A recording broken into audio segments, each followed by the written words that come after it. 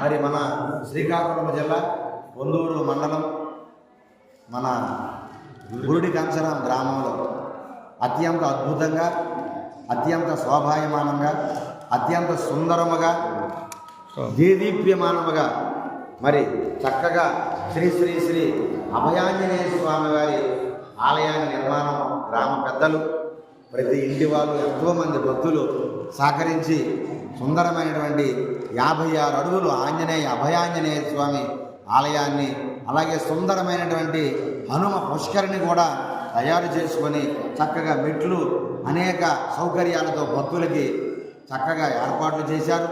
రేపు 29, 30, 31 3 రోజులు ఘనముగా ప్రతిష్టా కార్యక్రమాలు ప్రారంభమవుతూ ఉన్నాయి.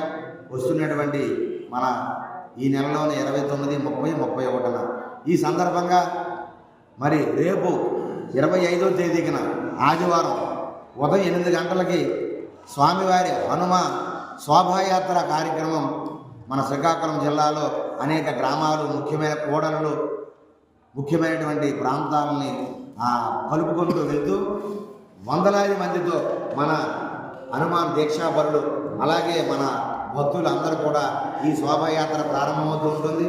ఈ శోభాయాత్రలో అందరూ కూడా పాల్గొనాలి. సాక్షాత్